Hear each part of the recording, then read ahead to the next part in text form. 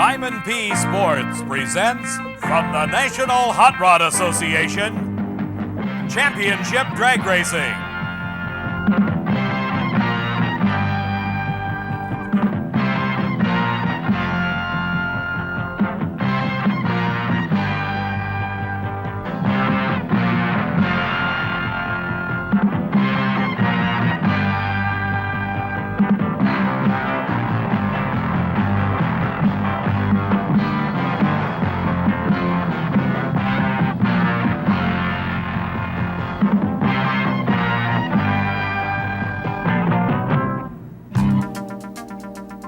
Great American Midwest, home of National Trail Raceway near Columbus, Ohio, and the 19th annual running of the NHRA Springnationals.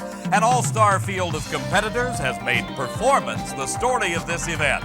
In qualifying, drag racing's all-time quickest car obliterated another track record, the National Trail elapsed time mark. Gary Beck kept the car under control as a right front tire came off on the run that netted him a 5.47 second elapsed time. Sounds like we need an improvement in front wheels and tires. This has been happening a lot. Well, we've got these tires are a little different, if you notice, and we've had no trouble all year long with them. But it's what it does is these tires are good to 300 miles an hour, where the tires that most guys run are 200 mile an hour tires. But this is the first time we've had any trouble with them. But the track is a little choppy right down in there, and if you're just skipping along and then just bang her pretty hard, you might upset the tire. While Beck was dominating the qualifying in Top Fuel, Don Prudhomme was doing some record-setting of his own in Funny Car. Prudhomme's season to this point has been troubled. The performance of his car, less than spectacular. But the many-time Funny Car champion displayed some of his awesome power in a qualifying attempt that set a new National Trail speed record. A mark of over 249 miles an hour put Prudhomme in the record books. Well, you've got a lot of track records. They don't mean that much anymore, but that speed tells you that you're on the right track for eliminations. Yeah, it tells you we got a little bit of power. We're happy with it. Okay. Prudhomme back on track again. While all this action has been taking place on the quarter-mile racetrack, Steve Evans has been examining the racetrack itself. I'm down here at the very far end of National Trail Raceway.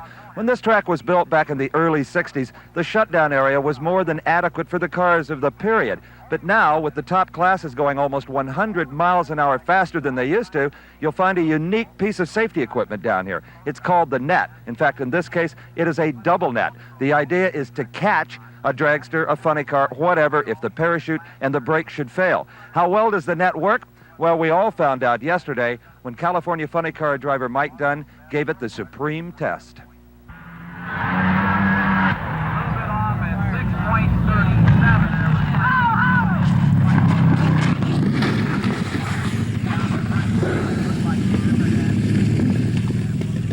Mike Dunn and the ride of his life.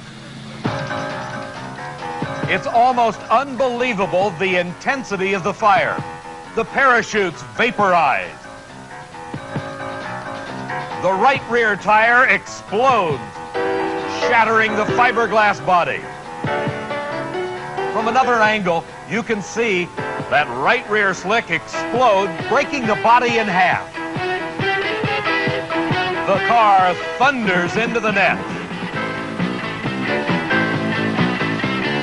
First, the initial contact, then thrown sideways into the second net. The car, ensnared in the nylon web of the catch nets, comes to a sudden stop.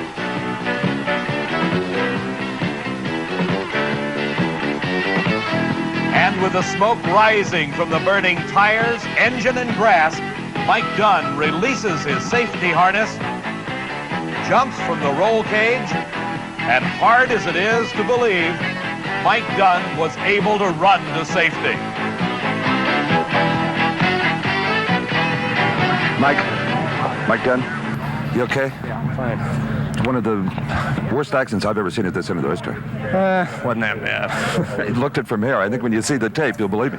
The net definitely prevented what could have been an awful bad situation for you. Oh, yeah, definitely. Throttle hung wide open, and reached for the fuel shot, and then blew up and backfired and everything else. So everything went wrong that could go wrong, really. Yeah.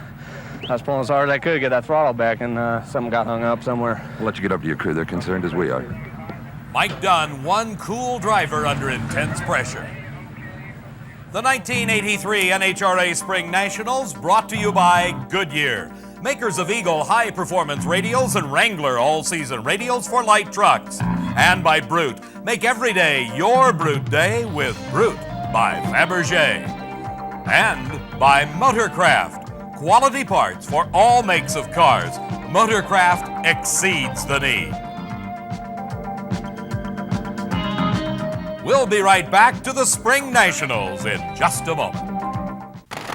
Hello, everybody. I'm Dave McClelland, and along with Steve Evans, we're here to bring you all the excitement of the Spring Nationals. As you have seen, one of the big stories is in Top Fuel Eliminator. Let's go to round number 2 action. Jody Smart rolling forward to do his burnout. There were a total of 16 cars that qualified in Top Fuel Eliminator. We are now to the second round. There will be 8 cars involved in this round of racing. Jody Smart is up against Gene Snow. Jody from San Antonio, Texas, a warehouse distributor of high-performance parts, while Gene Snow owns an oil company in Fort Worth, Texas. Snow was involved in an interesting race in the first round when Snow in the near lane raced Jim Head, a hometown favorite from Columbus, Ohio. Snow began to build a big lead right off the starting line as Jim Head's engine exploded into a ball of flame. Head was able to bring the car to a safe stop, but the engine, as you can see, just obliterated itself about 200 feet off the starting line. Well, Jim, it's been an awful long time since I've seen one that ablaze at the starting line. I didn't see it, but I hear it was pretty good. What causes something like that? Well, in this case, the motor got pretty hot on the starting line. I think we just lost some pistons. It shook real hard, and I think it shook something off of it. It's at moments like that you're darn glad the engine's in the back, huh? Yeah, I guess I am, but I guess we're talking about switching to funny cars, so maybe it won't be in the back next year. Gene Snow had a relatively easy go of it in the first round, but this round of racing, maybe not quite so simple, as Jody Smart has been close to winning an NHRA national title several times. He has finished in the runner-up spot, but has been a bridesmaid thus far, has yet to make it to the winner's circle in Top Fuel racing. Smart, having laid out of racing for a number of years, as did Gene Snow, came back in the Top Fuel ranks. Both cars have done exceptionally well. And it is an instant smoke off the tires for Jody Smart, and Gene Snow, with an outstanding elapsed time of 5.82 seconds, wins his second round race and moves into the semifinals. For Jody Smart, it'll be another day before he comes in for a shot at a Top Fuel win. Our next pair of cars fired and rolling into the water. The start of the smoky burnout, Scott Coletta against the defending world champion, Shirley Muldowney. No person had won a Top Fuel World Champion title more than once until Shirley Muldowney came along, and she has done it 3 times. Shirley from Mount Clemens, Michigan, is racing the son of Connie Coletta, Scott Coletta.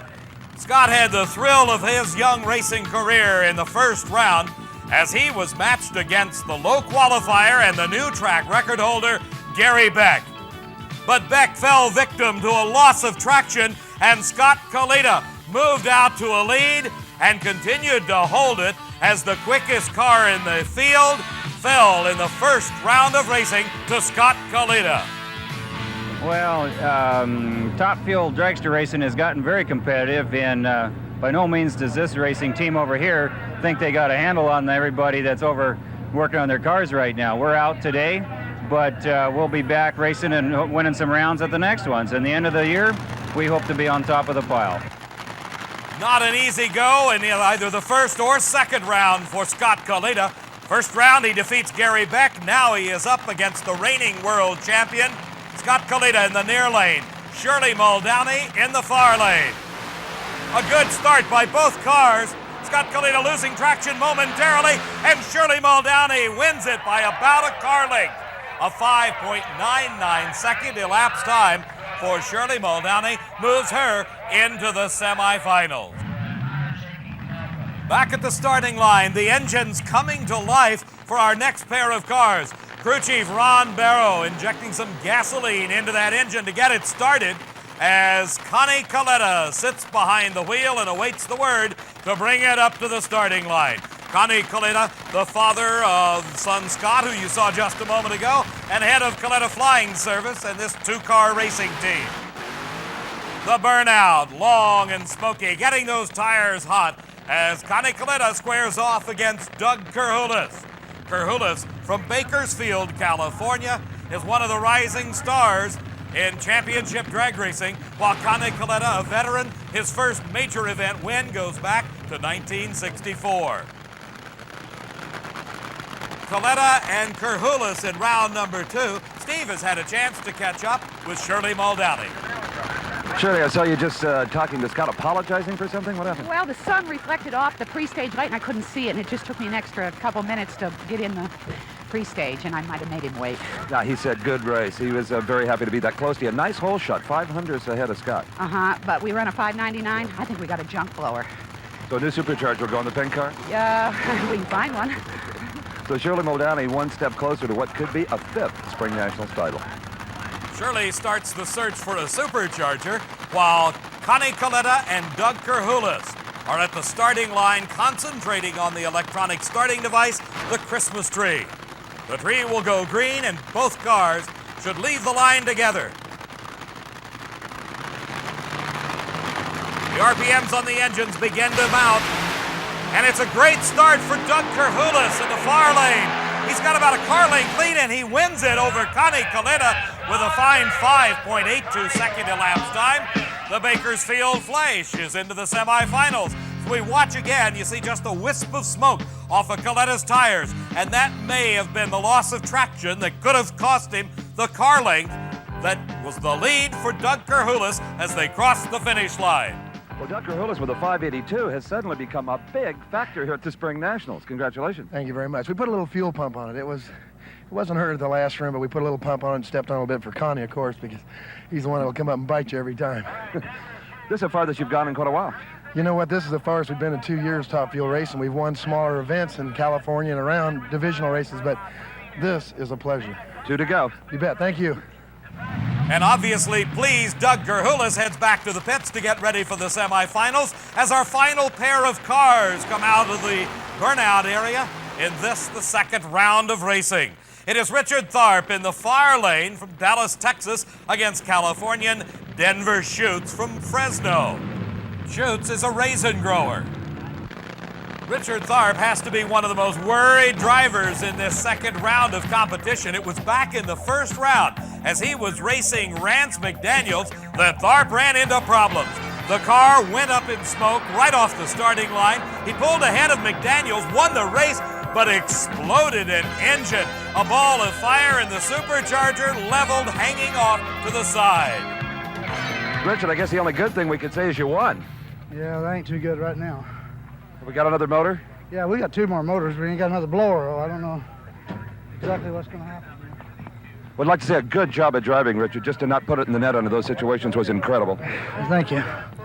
Tharp and his crew went back to the pits, and Steve followed. Well, one piece of equipment you hope you never have to use in the middle of a big drag race is the engine hoist, but it's in full operation in the Richard Tharp camp. The blower explosion in round number 1 has forced the Kilpatrick and Cannell team to change engines, so the spare power plant going in right now. It's not as simple as it might seem, because when a blower explosion happens like that, it's very, very hard on throttle linkage and fuel lines. A lot of broken bits and pieces that can be very, very time-consuming. Richard and the crew don't have any time to be talking to us. We're going to stay out of their way and hope they make it in the lanes for round number 2. Steve, we know he got the engine in, but the question is, how good is it? Richard Tharp in the far lane against Denver Schutz in the near lane. Schutz, one of the drivers from the West Coast that is starting a national event tour, and he red lights. He leaves the starting line too soon, giving an automatic victory to Richard Tharp. He did not have to test that engine. What a break for Richard. A tough break for Denver Schutz. Meantime, back in the Shirley Muldowney pit area, her son John and the crew installing a supercharger borrowed from Jody Smart as they prepare Shirley's car to race Gene Snow in the semifinals. Doug Kerhulis will go against Richard Tharp at the Spring Nationals. At the Spring Nationals at National Trail Raceway near Columbus, Ohio, I'm Dave McClelland along with Steve Evans, and some of the most popular cars in all of championship drag racing are getting ready for the second round of competition. The funny cars, a fiberglass-bodied creation with tubular chassis, the engine and drivetrain combination utilizing those 2,500 horsepower nitro-burning engines, just like in the top fuel dragsters. The big difference here, the engine sits in front of the driver, and as we saw earlier in Mike Dunn's case, can be a real problem if they catch on fire. The first pair of cars, Raymond Beadle, the low qualifier, against Al Segrini. Raymond Beadle from Dallas, Texas, the racing entrepreneur that has qualified in the #1 spot for Al Segrini from southeastern Massachusetts. We saw him just about a month ago win our last Diamond P Sports coverage of an NHRA event, the Cajun Nationals. But that's all forgotten at this moment, as in the second round of racing, Raymond Beadle in the near lane with the Blue Max squares off against Al Segrini. The burnout's completed. Both drivers now watching their crew member direct them up to just the right spot on the starting line, trying to find that point that will give them the most traction possible. The tires, some 16 inches wide, will be clawing at the asphalt, trying to reach that combination of acceleration without losing traction. Both drivers staging their cars, and it is up in smoke for Al Segrini. What a break for Raymond Beadle. He heads to the finish line, but something appears to go wrong with his car as it slows to only 180 miles an hour. But Al Segrini did not have the right combination. He takes the early turnoff as he only went a few feet under full acceleration. The tires instantly going up in smoke, indicating that dreaded loss of traction. And he watches his competition, Raymond Beadle, head down the track and take a very important win. And Raymond Beadle hurls the supercharger, the blower belt, towards the security man and begins to take off his helmet and his fire protective clothing. Raymond Beadle won the race, but had some blower belt problems. Well, Raymond, I was going to ask if you saw him go up in smoke and took it easy, but obviously the blower belt's gone. Yeah, this is about the third one of these Krager blower belts we broke. So, I mean, every time we put a new one on, it breaks. So. Nothing inside the engine that's making this happen then? No, I guess we're going to find one of our old ones. Didn't mean to throw it at you over. Don't arrest me. Did you see Segrini go up in smoke? No, I didn't. I never saw him. Never saw him. The car left real good. It moved through the middle real good, and it just broke about 1,000 foot. Well, it's been almost a year since you'd sat on the pole at one of these events. You got to be pleased with the comeback here, you and your guys. Yeah, it's running real good, so no problem at all. Here, you can have this.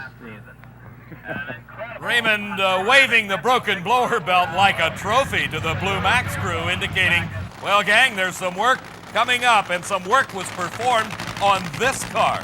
This is John Force. And it is not normal to see all the racer tape, as it's called, all over the front of his fiberglass-bodied funny car. John Force in round number 2 is racing Mark Oswald, the driver of the Candies and Hughes Pontiac Trans Am-bodied car.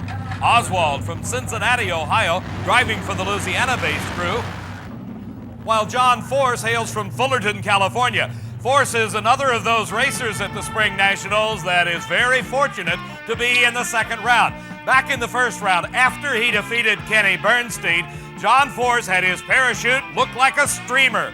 And once again, trying to stop the car, John Force takes dead aim on those catch nets at the end of the racetrack. Force guiding his car towards the center of the track and the center of the net, much slower than we saw Mike Dunn go into it. The net stretches, then responds and stops John Force. John Force won the battle here, but may have lost the war. John, a good job of hitting the net as you're supposed to, and you might be able to fix this car. We always fix them, Steve. That's true. You've done this in the past. I double-checked the chute twice. I didn't shove my cable far enough. My error. That just a stupid mistake. I knew it when it didn't blossom. I went for it again. It was just too late.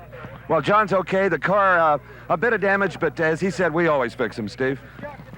And fix it he did, Steve, as back at the starting line in the second round, John Force is ready to do battle with Mark Oswald. There is a lot of tape holding that fiberglass body together, but the NHRA officials have looked it over, says it's okay. And here's John against Oswald. Mark Oswald out as John Force headed for the guardrail. It had been a little tougher to fix at that point, and he hit the guardrail. He did not, and Mark Oswald streaks to the win at a 6.18 second elapsed time. His speed a fine 241 miles an hour. A lot of work by John Force and the crew, but it went to no avail as he lost traction and lost the race. Our next pair of cars, the Orange Baron, is in the near lane. That is Gary Bergen. He is racing Tom Anderson. Anderson from Macedon, New York, driving for Alan Aronek and Jim Ouimet. While Gary Bergen is one of the true touring professionals on the championship trail from Stanton, California, the Orange Baron. Bergen, a former national champion, enjoying a fine spring nationals thus far. Following the direction of his crewman up into his own tracks, left after his long, smoky burnout, as Tom Anderson does the same. A lot of concentration necessary to drive one of these cars. Just imagine in the distance of a few short city blocks, you are accelerating to over 240 miles an hour in less than 6 seconds. Anderson up in smoke. Gary Bergen, he also had to lift for a second, and it's a close race, and Gary Bergen pulls it out at the finish. A 6.26 second elapsed time. His speed, 233 miles an hour. But as we watch again, watch Tom Anderson in the far lane lose traction. Right there, the car up in smoke. Gary Bergen pulls up alongside, and that's where he stays all the way down that quarter-mile racing surface to the finish line, and by a wheel length, Gary Bergen defeats Tom Anderson. You can see how close the times were as Bergen wins the race. I got a feeling Gary Bergen didn't know he won that race, too. No, it was close. I looked over right at the finish line. He was right there. 6:26 to a 6:29. Wow, that was close. So Anderson has been involved in the two closest races of the day, but you got him this time. Yeah, but I lost to him at the other two national events this year. Well, Gary Bergen got his revenge. In the final two cars of this round, it'll be Dale Pulde against Rick Johnson.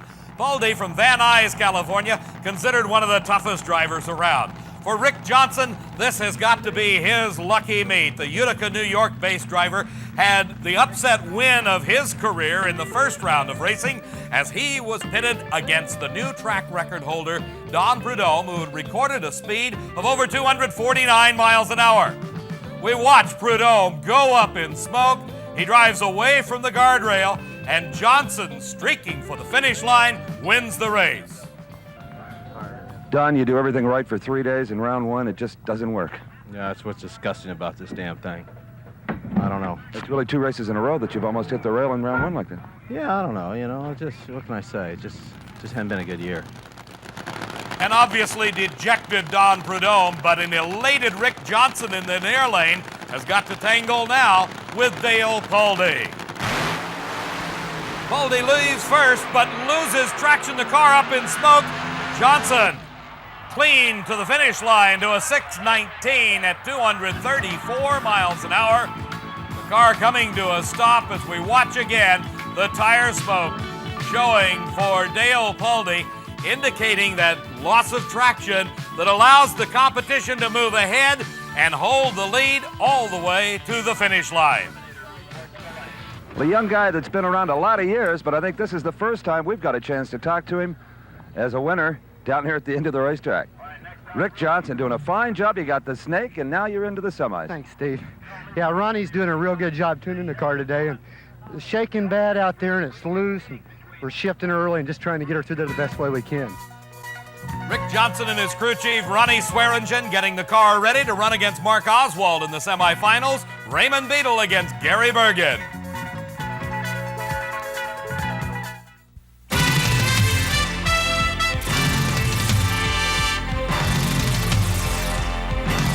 From the dusty deserts of Baja, through the sound barrier, the Budweiser racing teams always play to win.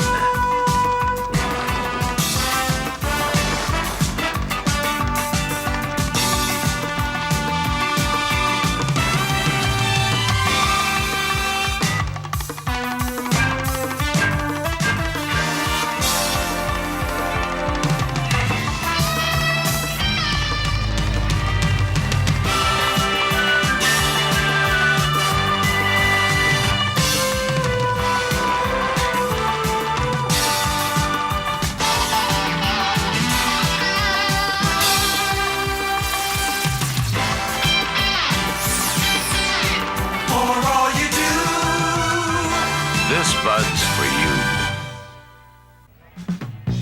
This huge Spring Nationals crowd is enjoying all of the action on the racetrack, but there's a lot of work going on in the pit area. Steve Evans is with Doug Kerhulis. Well, Doug Kerhulis, your opponent, Richard Tharp, a few trailers over, completely apart, all 8 pistons out of the motor. You haven't even taken the heads off. No, we just, it ran really, really well. Just very easy and smooth, and there's no reason to take the heads off when it's not hurt. You can take it apart, and when you put it back together, you can mess something up. So it looks real good, and we'll just leave her alone. Without x-ray vision, how do you know it's not hurt? Well, we have a leak down tester that we use to check each cylinder, and it's absolutely come out perfect. The worst cylinder we have in the engine's like 27%, and anything like that is just perfect when it comes to nitro, so there's no problem. Just start it up and go race it. One thing you know is Tharp will be plenty aggressive up there. Yeah, no problem. Yeah, I like Richard. Richard's got to have to beat me. There's no problem. We'll race a good race. They've had a lot of problems. They can jump up and run good, we know that. So this car here should run a 77 or 78, and if he can run quicker, he wins. But I think we're looking real, real good. Okay, thanks, Doug. Thank you. While the Top Fuel racers get ready for the semifinal round of racing, here comes Pro Stock. The factory hot rods, the crowds love them. The Ford Thunderbirds, the Chevy Camaros, and the Pontiac Trans Ams. In this case, this is Bob Glidden. He has had a tremendous string of successes at the Spring Nationals. Bob, with his wife Etta, his crew chief, has won 4 straight. He is the defending champion. He is racing Butch Leal, known as the California Flash, but living now in Blacklick, Ohio. These cars very evenly matched. They can run a maximum cubic inch engine of 500 cubic inches. They must run carburetors. They must run on gasoline. They are very exotic, refined pieces of racing equipment. The Pontiac of Butch Leal is in the far lane. The Ford Thunderbird in the near lane for Bob Glidden, the defending champion. This is the semifinal round. We started with 16 cars. There are 4 remaining. The starting advantage appears to go to Glidden. The Ford Thunderbird pulling slightly ahead of Butch Leal, and it is Bob Glidden winning the race at 7.85 seconds. Butch Leal just about a car length behind. Our next pair already coming to the burnout area. In the near lane is Frank Iaconio. In the far lane is Don Kuntz. Iaconio finished number 2 in the world last season. He comes from the eastern seaboard of Totowa, New Jersey, his hometown. For Don Kuntz, Cayuga, Indiana is his hometown, and he has had a big upset win already this race. In the second round, he defeated the low qualifier and the reigning world champion Lee Shepard. So Don Kuntz in the Pontiac, the team of Kuntz and Clark, going against Frank Iaconio in the Chevy Camaro. A bit of a psychological staging battle going on. Kuntz is last to stage.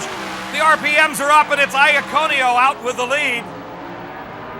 He continues to pull away from Don Kuntz with a margin of over a car length at the finish line. Frank Iaconio wins it. The parachute comes off Don Kuntz's car, but he quickly brings it under control. Earlier, there were some other Spring Nationals champions crowned in our Sportsman Eliminator categories of competition.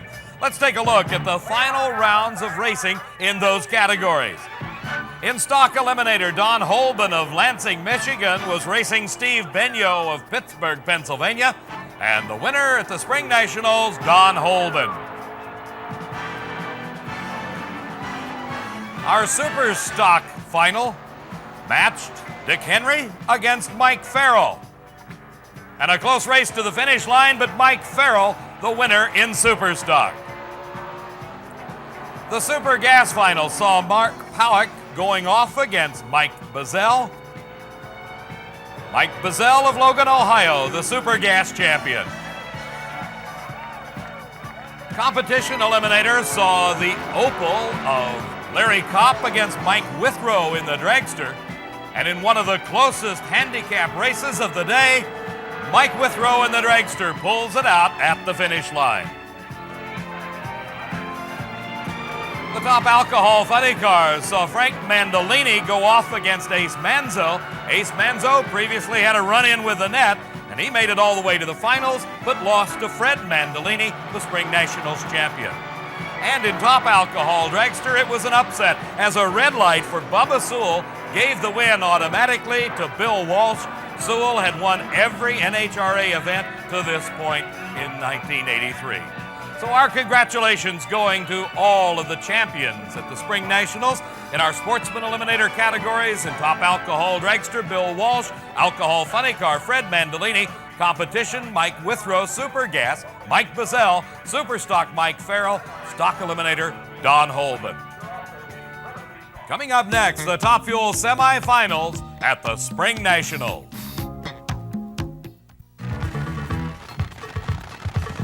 The stage is set for the semifinal round of Top Fuel Eliminator as the Fort Worth, Texas oil man, Gene Snow, squares off against the reigning world champion, Shirley Muldowney from Mount Clemens, Michigan. Shirley has won the Top Fuel title at the Spring Nationals 4 times. She is the defending champion. She put on a new supercharger between the second round and this semifinal round of racing, trying to find that added horsepower advantage that she hopes will carry her past Snow and put her into the finals. For Gene Snow, he is applying those lessons learned for so many years of drag racing. He started back in funny cars many years ago, dropped out for a period of time as he formed his oil company, and then came back in Top Fuel Eliminator, is now matched against the reigning world champion in the semifinal round of racing. Snow in the far lane, Shirley Muldowney in the near lane. The burnout procedures completed. The crews have made their final checks of the cars, and it's a green light for both drivers. Shirley builds a bit of an advantage off the starting line, and she wins it by a car length. Shirley Muldowney, 5.89 seconds, her speed over 241 miles an hour. As we look back, Shirley pulls away at the start and continues to maintain that lead as the two cars head down the quarter mile for the strip of paint that is the finish line. Shirley gets there first. So Shirley Muldowney goes into the final round for the 5th time here at the Spring Nationals. And Shirley, you found that 10th, exactly, a 5.89. Well, that may do it. Get your sock up. We've had some luck today, haven't we? Well, the supercharger move paid off. Yeah, I think I could have done something a little different on the line, but when they get here, they'll tell me. Looks like there's plenty left in it now. Oh, yes. Now we have something we can work with, and I'm sure they'll tune it up now. Care to pick a winner for me in the other half of this round? Yeah, for sure. Kerhulis, not as good a car, but a much better driver, and that's the one I'd like to race. Let's watch it. Steve, Shirley seems very set as to who she hopes her final round opponent will be. It'll be either Doug Kerhulis or Richard Tharp, both of whom are backing up in front of a huge crowd. Tharp from Dallas had the misfortune of losing the supercharger, exploding an engine in round number 1. He got the break, though, in the second round. For Kerhulis, it's been hard racing all the way, and Tharp, as the number 2 qualifier, just puts another roadblock in front of Doug Kerhulis to making it to the finals. Kerhulis from Bakersfield is having a great time at this race. As you saw earlier in talking with Steve, he is very confident of both his ability and the quality of his race car. Kerhulis is just beginning to make his mark on the national event scene, primarily concentrating his efforts previously in the Southern California area. For Richard Tharp, there are hundreds of stories that can and have been told about this famed Dallas, Texas driver. He is a former national champion. He is a former world champion. Last season, he laid out of drag racing and went midget car racing. But this year, driving for the team of Kilpatrick and Cannell, he is qualified in the number 2 spot and is racing Doug Kerhulis for the right to race Shirley Muldowney, and Tharp with a big lead. Kerhulis had problems off the starting line. Tharp drives it all the way through to a 5.87 second elapsed time, 0.02 of a second quicker than Shirley Muldowney. That will give the lane choice, which could become all important, to Tharp. Not an eye is taken off that starting line, though, as the funny cars get set. There are 4 cars remaining. It will be Raymond Beadle, the number 1 qualifier in the Blue Max, racing Gary Bergen in our first pair of cars in their semifinal round. Beadle and Bergen will be Up in just a second, Steve Evans has had a chance to catch up to Richard Tharp. For Richard Tharp, a very, very nice drive, and we have got some finals set up. Shirley Muldowney and Richard Tharp only 2 100ths of a second apart, and you're the quickest at 5:87. That's good. You know, I always like to run Shirley anyway. Well, I know you do. This is a little more of a war than a car race. Yeah, well, she's created, so we'll let her have it. Your crew did a super job of getting this thing back together, Richard. All 8 pistons out of it. You know, we've had a little trouble this weekend, but we're going to get it together. We may get there. Who knows? But when you had the blower flopping in the breeze in the first round, it's hard to believe you'd get this far now, huh? Yeah, it sure is. Thank you, Steve. Thank you, Richard. A lot of credit has to go to Tharp and to his crew chief, Bill Schultz, to get the Kilpatrick and Cannell car into the finals, but it will be quite a race as Richard Tharp goes against Shirley Muldowney, and we have quite a race at hand as Gary Bergen goes against Raymond Beadle. Beadle in the blue Max in the far lane. Gary Bergen in the near lane, the Orange Baron out of Orange County, California, trying to take the measure of Raymond Beadle. Beadle the last to stage, and the first off the starting line as Beadle pulls ahead and crosses the finish line first with a 6.10, a 6:10. His elapsed time, the amount of time to travel that quarter of a mile from a standing start. So Raymond Beadle has moved into the finals of the Spring Nationals. He has been there before. Gary Bergen, his chance has got to come another year. The last pair of cars in the semifinals, Mark Oswald in the near lane, driving for Candies and Hughes. Will be running Rick Johnson from Utica, New York.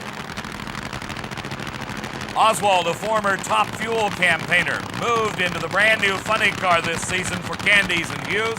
Rick Johnson, one of the finer funny car drivers, and he has had an incredible string of victories at this event. Some say it's been a lot of luck, but Rick Johnson says he doesn't care how the win comes. He's in the semifinals. The winner of this race will match up against Raymond Beadle, and a great start as Oswald loses control and the parachute comes out on Rick Johnson's car.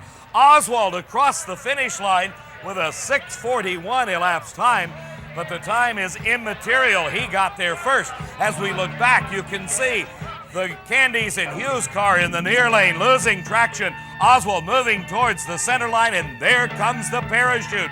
Rick Johnson's car vibrating severely and the parachute coming out. The ignition coil apparently having shook off of the Candies and Hughes car, but it still had enough electricity to power it to the finish line ahead of Rick Johnson. Mark Oswald trying to get his helmet off. He knew he was in a car race that time, I guarantee you. Had it not been for Rick Johnson's parachute coming out, we might not be talking here. Would have been in serious trouble. He was out there a good ways. It was smoking the tires pretty hard. Looked like you drove it right out the back door, a good deal past the finish line, just to make good and sure you won. Yeah, I knew I got around him, but it wasn't by much.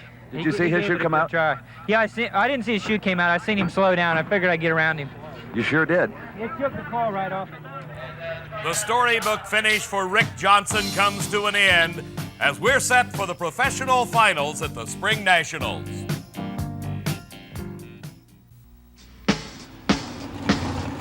We're set for the professional finals at the Spring Nationals, and Pro Stock is on the line. Frank Iaconio in the Chevy Camaro in the near lane. Bob Glidden driving his Ford Thunderbird in the far lane. Glidden, finishing number 4 in the world last season, has had lots of problems earlier this year. Frank Iaconio was number 2, but Glidden has got a string going for him. He has won 4 straight Spring Nationals titles. Glidden into the staging beams last, both cars with the wheels in the air, and a close race at mid-track. The Camaro against the Thunderbird, and Glidden pulls it out. His wife Etta shows her happiness, and Glidden saved the best for last. 178 miles an hour, the fastest speed by a Pro Stocker at the Spring Nationals. The wheels up start for both drivers. As they move down track, Glidden begins to pull ahead, and that speed of 178 shows at the finish line. This has been a great race for you. Gosh, boy, I'll tell you, I'm tickled to death. It's been so long since we've done anything. There's a lady waiting back at the truck that's going to be tickled to death, too. Congratulations to you and Etta. Bob Glidden very happy to find the horsepower in that Ford Thunderbird that puts him into the winner's circle for the 5th consecutive time. A pair of close friends meeting in this final of Funny Car. Raymond Beadle driving the Blue Max in the near lane. Mark Oswald driving for Beadle's close friend Paul Candies, and Leonard Hughes in the far lane. Beadle, the racing entrepreneur, is into 3 forms of motorsport this season. He's got a NASCAR car with Tim Richmond. Sammy Swindell drives the Blue Max sprint car, and he's won 2 races already this weekend. Can Beadle carry the string on? He's got the lead over Mark Oswald, and he pulls it out at the finish. Raymond Beadle, 6.05 seconds. His speed, 238 miles an hour. Let's watch. They leave the line almost simultaneously, but Beadle begins to pull ahead as Mark Oswald, losing traction, the smoke coming off the tires indicating they're slipping. As they slip, Raymond Beadle moves ahead, and by a big lead at the finish line, he wins. At the starting line, let's watch the reaction of the crew.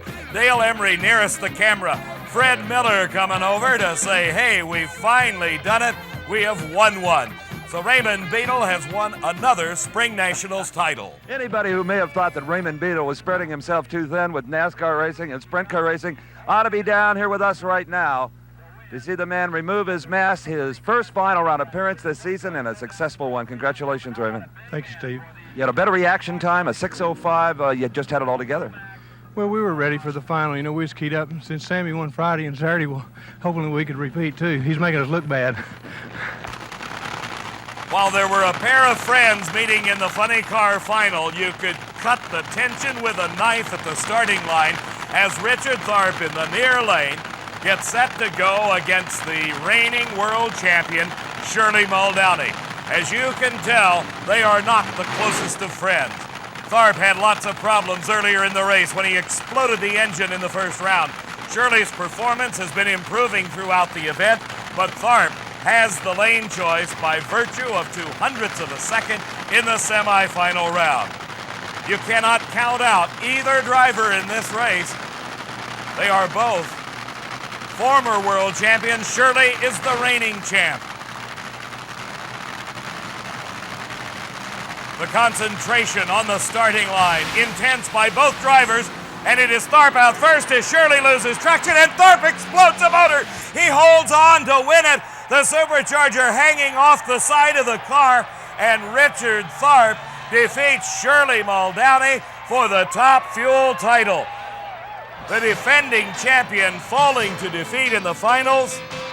As you can watch, Richard Tharp just a little bit ahead of Shirley Muldowney as she smokes the tires, has to back off just a little bit to let him regain traction, and Tharp explodes into a ball of flame. From another angle, you see the lead that Tharp has at that point. He explodes the engine. He's just coasting right now. Shirley is thundering for the finish line. She runs 247 miles an hour. Richard Tharp, 176. But the advantage he built up early in the race, sufficient to give him the victory. Raymond Beadle coming over to give a big hug to his fellow Texan as Richard Tharp has annexed the Top Fuel title at the Spring Nationals. The crew laying the demolished supercharger back on top of the motor, but it's all over now. Tharp wins. Shirley Muldowney already out of her car and in the truck. Shirley, that was a very unusual final round. I've never seen anything like it. I smoked the tires and it shook, and I was going to ease out of it, and for a second I think I did because he was just so far out there, and then he destroyed another one, and I got on it, but I wasn't quick enough. So I think I gave it to him, really. I mean, because of his bad luck. That's real bad luck, but I think this one cost him about $50,000. It wasn't a cheap weekend for their team, and Shirley Muldowney's going to have some champagne anyway. Good girl. Sure. I'm not going to give it to Tharp, that's for sure. I can bet, Steve, that Tharp's got some champagne of his own as he is the Spring Nationals Top Fuel champion. Our congratulations to all the winners. Don't anybody go away. We've got something left for you. Championship drag racing is noted for its innovative style, and some of the prime examples are the exhibition vehicles certified by NHRA. This is Roger Gustin. It looks like a funny car, but its power source is a jet engine, complete with afterburner, shooting flames out the back of the funny car. Roger Gustin is approaching the starting line for the final run of the day at the Spring Nationals. This jet engine is converted from an airplane to be used on the ground. It is designed to power this car at over 250 miles an hour through a quarter of a mile. A crewman holds the Christmas tree as the car thunders off the line, and Roger Gustin streaks for the finish with a thrilling conclusion to this Spring Nationals championship. Roger Gustin and his jet funny car. We hope you have enjoyed all of the Spring Nationals action. For Steve Evans, I'm Dave McClellan saying so long from Columbus.